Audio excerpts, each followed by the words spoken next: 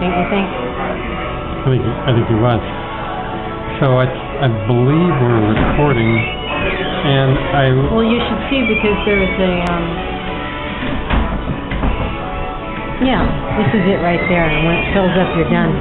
Okay, very good. Oh, I don't want to use the whole thing. So, Laurel, I wanted to ask you a question.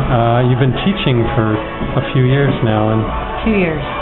And you have said in the past that teaching is really the opposite of your personality. Did I say that? I'm not really saying that correctly, but I'm wondering whether it has changed your personality since you've been teaching.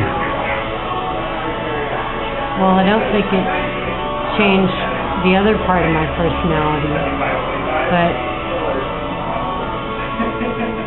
I think we can go back longer ago to look at compartments of my personality.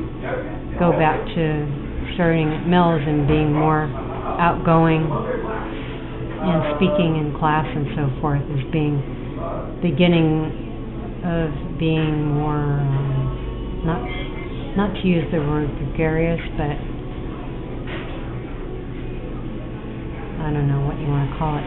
Mm-hmm. So it feels like this is in a way an extension of that.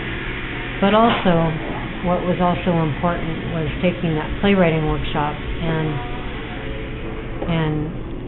acting in other people's plays and staged readings and so forth. So that was also important in developing this idea that you can have this aspect of your personality that, I don't know if you want to call it compartmentalized, but that you can play at being other ways than what you traditionally have been in the past.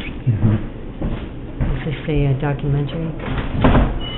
Do you consider your time in front of the classroom as kind of acting a role? It's in transition. It's certainly the only way I was able to do it at the beginning was by convincing myself that I was, what are you doing? Playing a role, but it feels like it's becoming more natural, and I've been told that it will feel more natural inevitably, which I look forward to, because the good part of that is it's a thorough distraction. You can't think of anything else while you're up there. It's a distraction, it's completely involving, which is good, but it's also completely exhausting.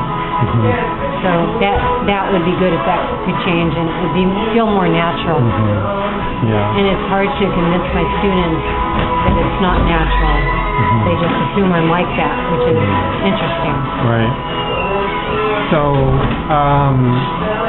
being a teacher puts you in a position of authority, and I'm wondering whether this is kind of it's similar to the initial question. I'm wondering whether, when you're dealing with people in other situations in your life, whether you feel like you're in a higher position of authority than you might have in the past. That's completely different than being in front of a class, having power. I have no problem with having power and telling people what to do. Oh, really? Yeah. I learned that from my mother.